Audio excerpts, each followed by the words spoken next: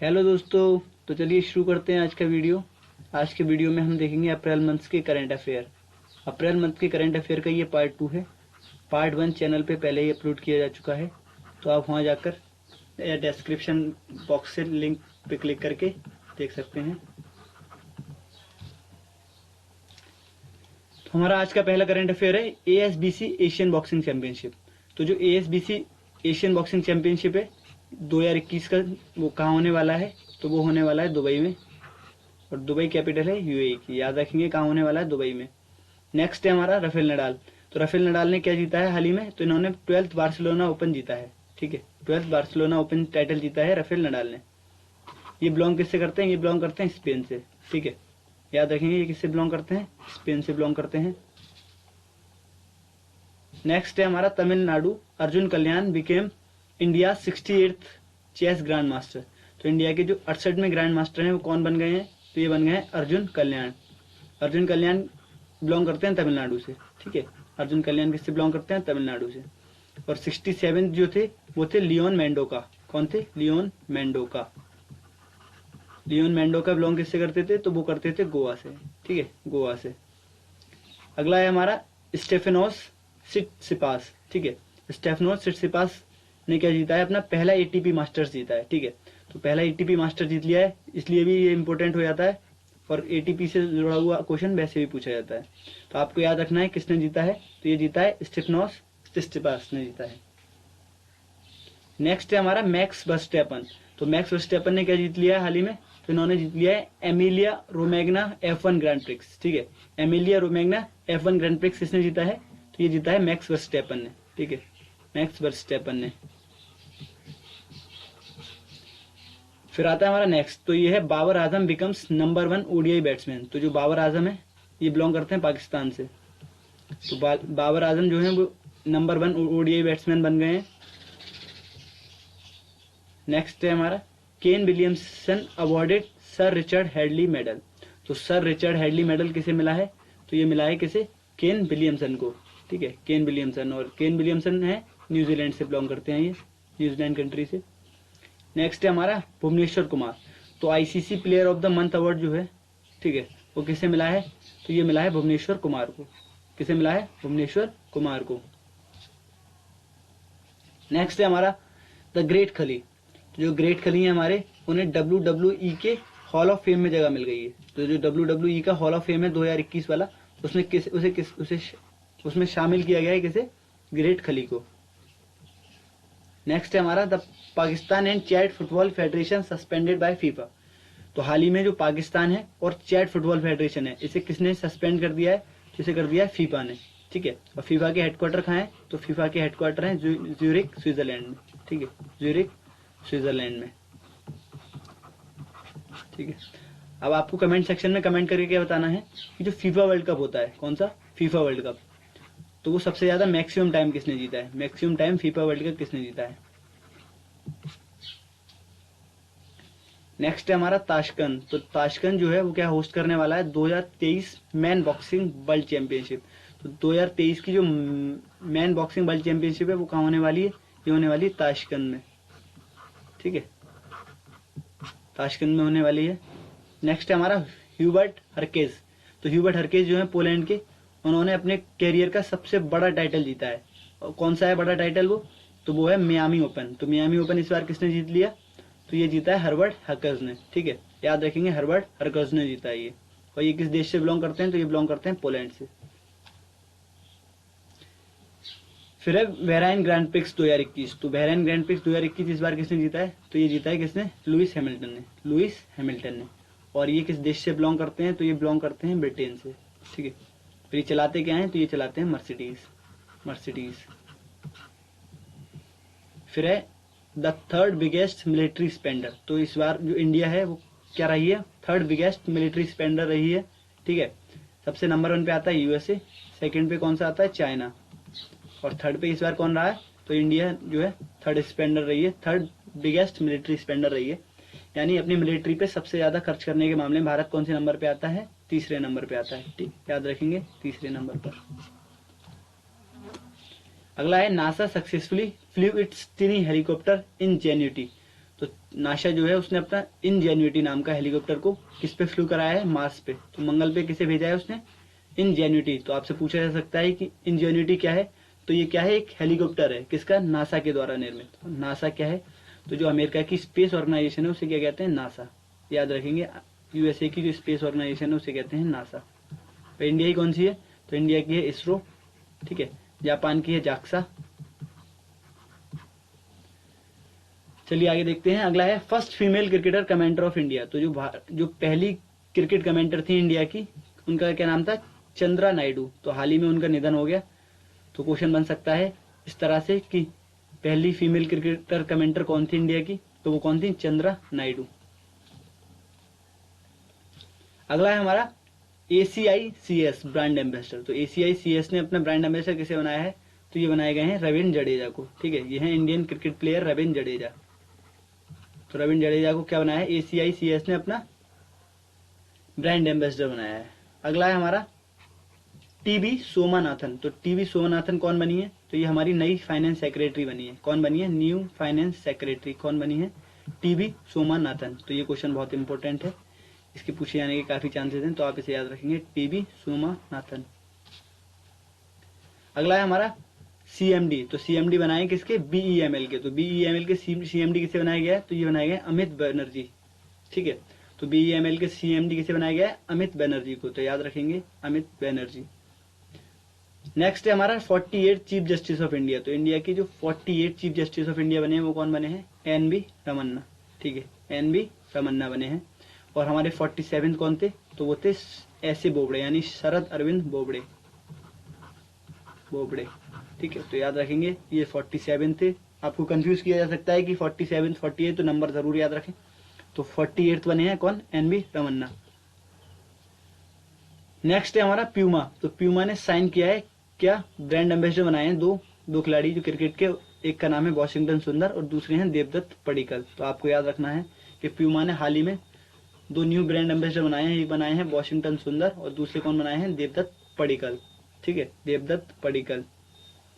फिर नेक्स्ट है हमारा नेशनल एंटी डोपिंग एजेंसी। तो नेशनल एंटी डोपिंग एजेंसी के नए DG बनाए गए हैं, डायरेक्टर जनरल। तो कौन बनाए गए हैं, तो बनाए गए हैं सिद्धार्थ लोंगजैम, ठीक है, सिद्धार्थ लोंगजैम, ठीक है। अगला है हमारा Punjab appoint Sonu Sood as state कोविड-19 वैक्सीनेशन एम्बेसडर। तो जो पंजाब गवर्नमेंट है, पंजाब के CM कौन है, तो पंजाब के CM है कैप्टन अमरिंदर सिंह, कैप्टन अमरिंदर सिंह, ठीक है। तो इन्होंने हाल ही में किसे, सोनू सूद को क्या बनाया है, पंजाब का कोविड-19 वैक्सीनेटर एम्बेसडर बनाया है, ठीक है। तो ये लोगों को जागरूक करेंगे इस बारे में कि लोगों को वैक्सीन लगवानी चाहिए। और अभी हमने बताया था कि ग्लोबल किसे बनाया था, फर्स्ट वीडियो में बताया था हमने कि ग्लोबल तौर पे किसे बनाया गया है, ठीक है। तो आपको बताना है किसे बनाया गया है, और वो कौन है जो जिन्हें बनाया गया है, वो है यूनिसेफ के एम्बेसडर, ठीक है। आपको कमेंट सेक्शन में बताना है। हमने फर्स्ट वीडियो में बताया था आपको कि ग्लोबल वैक्सीनेटर एम्बेसडर किसे बनाया है। नेक्स्ट हमारा election commissioner Sushil Chandra named as next CEC। तो जो हमारे इस समय इलेक्शन कमिश्नर है सुशील चंद्रा, वो क्या बनेंगे, अगले चीफ इलेक्शन कमिश्नर बनेंगे। कौन बनेंगे, chief election commissioner, chief election commissioner बनेंगे ये। आपको बताना है कमेंट सेक्शन में कमेंट करके कि जो इलेक्शन कमीशन है वो कौन से पार्ट में आता है, ठीक है, इलेक्शन कमीशन कौन से पार्ट में आता है। और इसके लिए जो आर्टिकल है वो कौन सा है, 324, ठीक है, याद रखेंगे 324 आर्टिकल है। और ये कौन से आर्टिकल में आता है, या मतलब कौन से पार्ट में आता है, ये आपको बताना है कमेंट सेक्शन में। नेक्स्ट हमारा government appoint S Ramann as SIDBI CMD। तो जो सिडबी है, ठीक है, तो उसके नए CMD कौन बनाए गए हैं, वो बनाए गए S रामन्नन, ठीक है, S रामन्नन बनाए गए न्यू CMD ऑफ सिडबी। और सिडबी के हेडक्वार्टर कहाँ है, तो सिडबी के हेडक्वार्टर है लखनऊ में, लखनऊ उत्तर प्रदेश में, लखनऊ उत्तर प्रदेश में।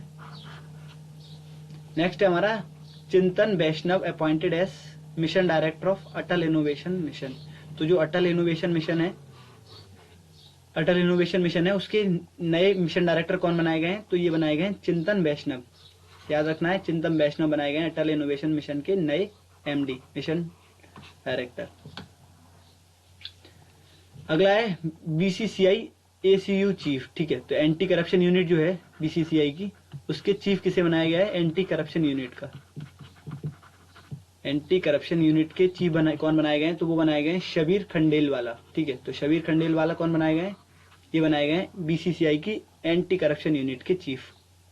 नेक्स्ट है हमारा डिजिटल इंश्योरेंस। तो डिजिटल इंश्योरेंस एक कंपनी है, इसने हाल ही में किसे ब्रांड एम्बेसडर नियुक्त किया है, ब्रांड एम्बेसडर, तो ये नियुक्त किए गए हैं विराट कोहली, ठीक है। इंडियन क्रिकेट टीम के कैप्टन है ये विराट कोहली, इन्हें बनाया गया नया एम्बेसडर, ठीक है, याद रखेंगे आप, इसने बनाया डिजिटल इंश्योरेंस ने। नेक्स्ट है हमारा उर्जित पटेल।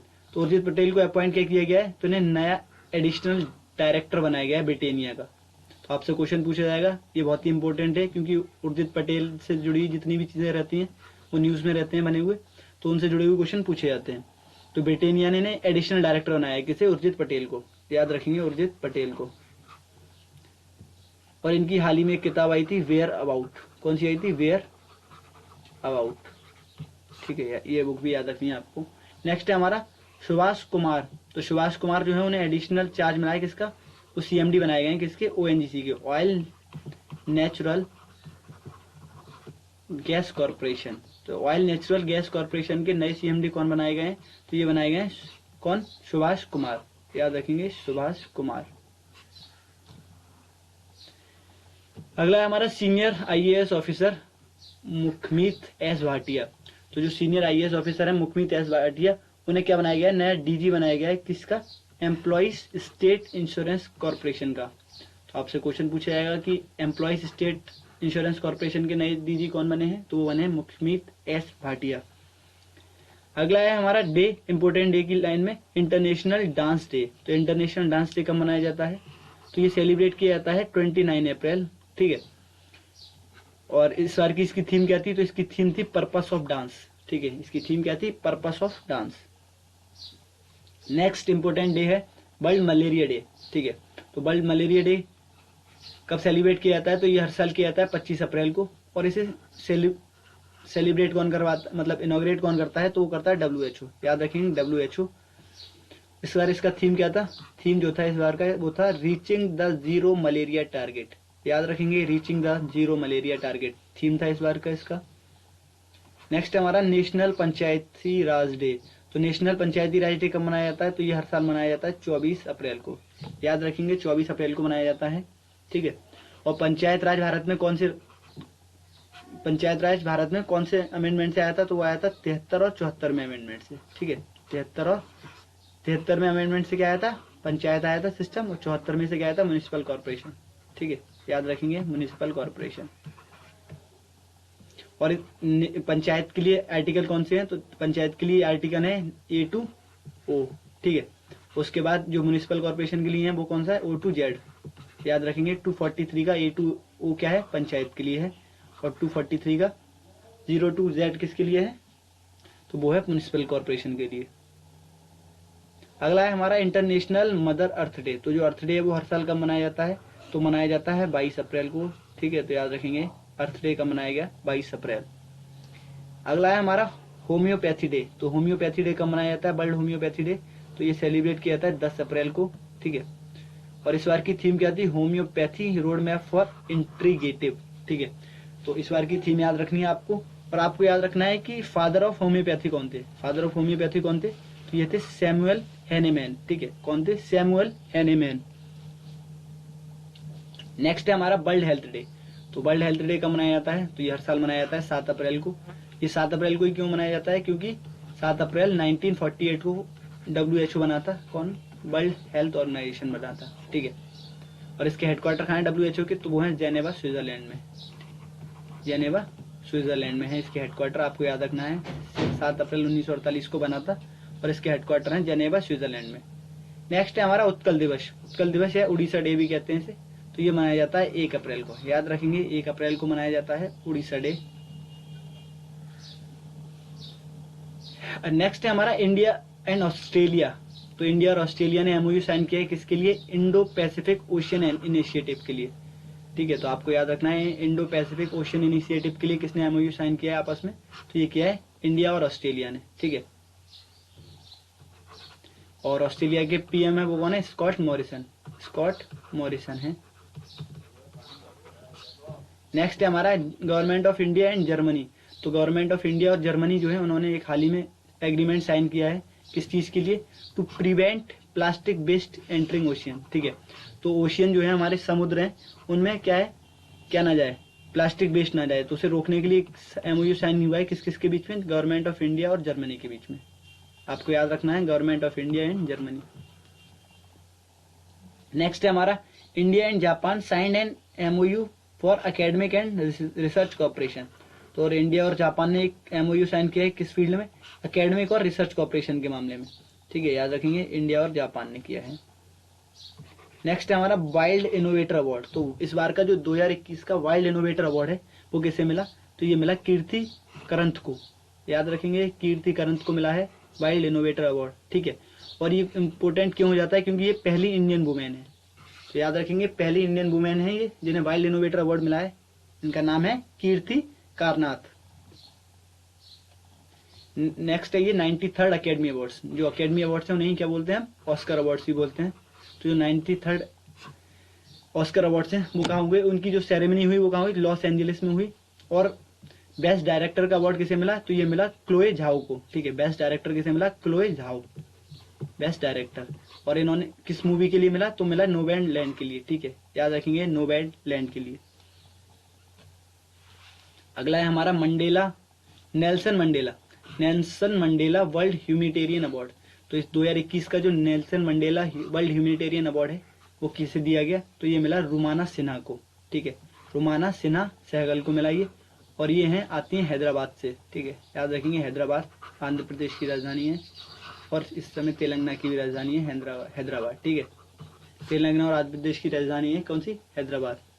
तो नेक्स्ट है हमारी मराठी फिल्म पुल गया। तो मराठी की फिल्म जो है पुल गया उसे मिला है बेस्ट फॉरेन फीचर फिल्म का अवार्ड मिला है। कहाँ पे, मॉस्कोवा इंटरनेशनल फिल्म फेस्टिवल में। तो याद रखेंगे पुगलिया। ठीक है, पुगलिया को क्या मिला है, बेस्ट फॉरेन फीचर फिल्म। कहाँ पे, मॉस्को इंटरनेशनल फिल्म फेस्टिवल में। नेक्स्ट है हमारा फिल्म मेकर गुनीत मोंगा। तो गुनीत मोंगा जो है फिल्म मेकर, इन्हें हाल ही में एक अवार्ड दिया गया है। उस अवार्ड का नाम है knight of the order of arts and letter honour. Knights of the order of arts and letter honour award किसे मिला है, गुनीत मोंगा को मिला है। अगला है हमारा Indian business tycoon Yusuf Ali. तो यूसुफ अली को क्या मिला है हाल ही में, तो इन्हें मिला है टॉप सिविलियन अवार्ड। तो टॉप सिविलियन अवार्ड किसने दिया है, इन्हें यूएई ने दिया है। ठीक है, याद रखेंगे, यूनाइटेड अरब एमिरेट्स ने दिया है इन्हें टॉप सिविलियन अवार्ड्स। किसे, यूसुफ अली एमए। अगला है हमारा छत्तीसगढ़ बीरनी अवार्ड। तो छत्तीसगढ़ बीरनी अवार्ड किसे मिला है, तो ये मिला है दूती चंद को। याद रखेंगे, दूती चंद को मिला है छत्तीसगढ़ बीरनी अवार्ड। अगला है हमारा देवी शंकर अवस्थी अवार्ड। तो देवी शंकर अवस्थी अवार्ड जो है 2020 के लिए ये किसे दिया गया, तो ये दिया गया आशुतोष भारद्वाज को। याद रखेंगे, आशुतोष भारद्वाज को कौन सा मिला है, देवी शंकर अवस्थी अवार्ड। नेक्स्ट है हमारा जीडी बिरला अवार्ड। तो जीडी बिरला अवार्ड किसे मिला है, तो जीडी बिरला अवार्ड मिला है सुमन चक्रवर्ती को। ठीक है, सुमन चक्रवर्ती को मिला है जीडी बिरला अवार्ड। और जीडी बिरला अवार्ड किस में मिलता है, तो ये मिलता है साइंटिफिक रिसर्च के लिए, साइंटिफिक रिसर्च। नेक्स्ट हमारा कलिंग रत्न अवार्ड। तो कलिंग रत्न अवार्ड किसे मिला है ये, तो ये मिला है आंध्र प्रदेश के गवर्नर हैं विश्वभूषण हरिचंद्रन। ठीक है, विश्वभूषण हरिचंद्रन को क्या मिला है, ये कलिंग रत्न अवार्ड मिला है। आंध्र प्रदेश के सीएम कौन है, तो वो है जगन मोहन रेड्डी।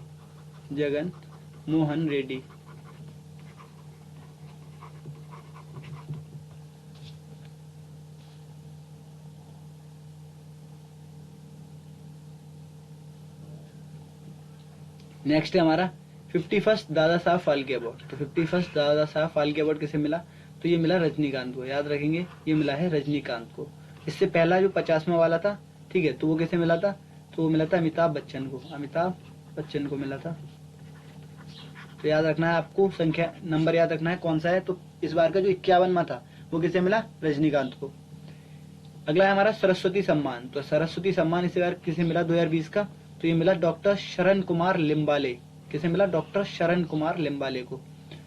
और ये किस बुक के लिए मिला है, तो ये इनकी बुक है सनातन। ठीक है, इनकी बुक कौन सी है, सनातन, उसके लिए मिला। सरस्वती सम्मान दिया किसके द्वारा जाता है? तो ये दिया जाता है के बिरला फाउंडेशन के द्वारा। किसके द्वारा? के बिरला फाउंडेशन के द्वारा। और ये स्टार्ट हुआ था 1991 में। ठीक है, तो ये सारे क्वेश्चन ही पूछे जा चुके हैं कई बार कि किस फाउंडेशन के द्वारा मिलता है और कब स्टार्ट किया गया था, तो ये सारे इंपॉर्टेंट है। नेक्स्ट है हमारा, India has been placed at 49th position. तो जो गुड गवर्नेंस इंडेक्स आई थी, कौन सी? Good governance index. ठीक है, तो उसमें इंडिया की कौन सी रैंक आई? तो उसमें इंडिया की आई 49th, यानी 49वीं रैंक आई इंडिया की। और उसे टॉप किसने किया? तो उसे टॉप किया फिनलैंड ने। ठीक है, किसने टॉप किया? फिनलैंड ने। नेक्स्ट है हमारी world economic forum global energy transition index. ठीक है, तो ग्लोबल एनर्जी ट्रांजिशन इंडेक्स किसके द्वारा निकाली जाती है? तो ये निकाली जाती है वर्ल्ड इकोनॉमिक फोरम के द्वारा। इसमें इंडिया की कौन सी रैंक आई? इसमें इंडिया की रैंक आई 87th, याद रखेंगे 87th रैंक आई इंडिया की। नेक्स्ट है हमारा वर्ल्ड प्रेस फ्रीडम इंडेक्स। तो वर्ल्ड प्रेस फ्रीडम इंडेक्स में इंडिया की कौन सी रैंक आई? तो इंडिया की रैंक आई 142। ठीक है, याद रखेंगे 142वीं रैंक आई इंडिया की। और इसे टॉप किया है नॉर्वे ने। ठीक है, नॉर्वे। और नॉर्वे की राजधानी क्या है? नॉर्वे की राजधानी है ओस्लो। नेक्स्ट है हमारा हेनले पासपोर्ट इंडेक्स। तो हेनले पासपोर्ट इंडेक्स में भारत का कौन सा स्थान रहा? तो भारत का 84वां स्थान रहा। ठीक है, और इसे टॉप किसने किया? तो हर साल की तरह जापान ने इसे टॉप किया। नेक्स्ट है हमारी इंक्लूसिव इंटरनेट इंडेक्स। तो इंक्लूसिव इंटरनेट इंडेक्स किसे में इंडिया की कौन सी रैंक आई? तो इंडिया की इसमें आई 49th रैंक। और इसे टॉप किसने किया है? तो इसे टॉप किया है स्वीडन ने। ठीक है, स्वीडन ने किया है। नेक्स्ट है हमारा इंडिया रैंक्स 148 इन WEF जेंडर गैप इंडेक्स। तो जो वर्ल्ड इकोनॉमिक फोरम की जेंडर गैप इंडेक्स है, उसमें इंडिया की कौन सी रैंक आई? तो उसमें इंडिया की आई 140वीं रैंक, 140th। और इसे टॉप किसने किया है? तो इसे टॉप किया है आइसलैंड ने। अब आती है इंपोर्टेंट बुक्स। तो एक बुक है लिविंग माउंटेन। ये मोस्ट इंपोर्टेंट बुक है और आई कैन गारंटी कि ये बुक आने वाले एग्जाम से पूछी जाने वाली है। तो ये लिविंग माउंटेन किसने लिखी है? तो ये लिखी है, एक नहीं बल्कि काफी एग्जाम से पूछी है। तो ये लिखी है अमिताभ घोष ने। ठीक है, याद रखेंगे अमिताभ घोष ने लिखी है। इनकी बुक्स बहुत इंपॉर्टेंट रहती हैं। फिर जो नेक्स्ट बुक है वो भी बहुत इंपॉर्टेंट है। तो ये है झुम्पा लहरी की नई बुक्स वेयर अबाउट्स। ठीक है, वेयर अबाउट्स। ठीक है, किसकी है ये? झुम्पा लहरी की एक बुक है वेयर अबाउट्स। अगली बुक किसकी है? तो अगली बुक है आकाश रैनीशन की। ये कौन सी बुक है? Climate change explained for one and all. ठीक है, तो ये किताब है क्लाइमेट चेंज एक्सप्लेन्ड, ये किसने लिखी है? आकाश रैनीसन ने लिखी है। और नेक्स्ट बुक है जेके रोलिंग की। तो ये बुक भी काफी इंपॉर्टेंट है, द क्रिसमस पिग। तो द क्रिसमस पिग किसने लिखी है? जेके रोलिंग ने। फिर एक सुरेश रैना के ऊपर मेमोयर आ रहा है, तो उसके नाम क्या है? तो वो है बिलीव। ठीक है, तो आपसे पूछी जा सकती है कि सुरेश रैना के ऊपर मेमोयर कौन सी है? तो ये है बिलीव। फिर नेक्स्ट बुक है उड़ीसा इतिहास। तो ये किसने लिखी है? ये लिखी है हरि कृष्ण मेहताब ने। ठीक है, तो उड़ीसा का इतिहास किसने लिखा है? हरि कृष्णा मेहताब ने लिखा है। ठीक है, याद रखेंगे हरि कृष्णा मेहताब ने कौन सा लिखा है? उड़ीसा इतिहास। फिर एक और नई बुक है मनोहर पारिकर ब्रिलियंट माइंड। तो मनोहर पारिकर ब्रिलियंट माइंड किसने लिखी है? तो ये लिखी है किसने? नितिन गोखले ने। याद रखेंगे नितिन गोखले ने लिखी है Manohar Parrikar brilliant mind simple life, Nitin Gokhale. और एक हाल ही में पहले भी किताब आई थी इनके ऊपर, Manohar Parrikar off the record. तो वो किताब भी बहुत इंपॉर्टेंट है, Manohar Parrikar off the record, off the record. तो ये किताब भी बहुत इंपॉर्टेंट है। तो ये किसने लिखी थी? ये लिखी थी बमन सुभा प्रभु। याद रखेंगे बमन सुभा प्रभु। तो ये बुक भी पूछी जा सकती है। तो आप दोनों बुकिंग काफी इंपॉर्टेंट है। नेक्स्ट है हमारे वाइस प्रेसिडेंट ने एक बुक लॉन्च करी है, कौन सी? सुपरी पलना। ठीक है, तो कौन सी है? सुपरी पलना। तो सुपरी पलना कौन सी, ये किसने लिखी है? तो ये लिखी है डॉक्टर शैलेंद्र जोशी ने। तो आपसे पूछा जा सकता है कि ये बुक किसने रिलीज करी? तो ये करी हमारे वाइस प्रेसिडेंट वेंकैया नायडू ने। और इसे लिखा है किसने? शैलेंद्र जोशी ने। नई बुक है एक नेम्स ऑफ द वुमेन। तो ये names of the women book किसने लिखी है? तो ये लिखी है जीत थायल ने। याद रखेंगे जीत थायल ने लिखी है नेम्स ऑफ द वुमेन। फिर है नेक्स्ट हमारा RBI cancel licence of Bhagyodaya friends urban cooperative bank. तो जो भाग्योदय अर्बन कोऑपरेटिव बैंक है उसका आरबीआई ने लाइसेंस कैंसिल कर दिया है। तो आपसे पूछा जाएगा कि किस बैंक का कर दिया? तो ये कौन सी बैंक है? भाग्योदय फ्रेंड अर्बन कोऑपरेटिव बैंक। एक बैंक और है जिसका लाइसेंस कैंसिल कर दिया है आरबीआई ने, वो है संबंध फिनजर्व। ठीक है, तो याद रखेंगे संबंध फिनजर्व कौन सी है? इसका लाइसेंस कैंसिल कर दिया आरबीआई ने, रिजर्व बैंक ऑफ इंडिया ने। ठीक है, और रिजर्व बैंक ऑफ इंडिया कब बनी थी? तो ये बनी थी 1 अप्रैल 1935 को। और ये नेशनलाइज कब हुई थी? तो ये हुई थी 1949 में नेशनलाइज हुई थी। और इसके बारे में, इसका हेडक्वार्टर कहाँ है? इसके हेडक्वार्टर है मुंबई। अगला है नोमुरा। तो नोमुरा कौन है? तो नोमुरा ये जापान की क्या है? एक रेटिंग एजेंसी है। इसने जो भारत की जीडीपी है 2022 के लिए, फाइनेंशियल ईयर 2022 के लिए, वो कितनी रखी है इन्हें जीडीपी? तो वो रखी है 12.6%। तो याद रखेंगे, नोमुरा ने रखी है 12.6%। थैंक यू गाइस, आज का वीडियो खत्म होता है। और आपको जो पीडीएफ है इसकी, वो मिल जाएगी आपको डिस्क्रिप्शन बॉक्स में, पीडीएफ का लिंक मिल जाएगा, आप वहां से डाउनलोड कर सकते हैं। Thank you. और आपको अगर सेशन अच्छा लगा हो तो लाइक करें और अपने फीडबैक देते रहें हम कैसे वीडियोस को अच्छा बना सकते हैं।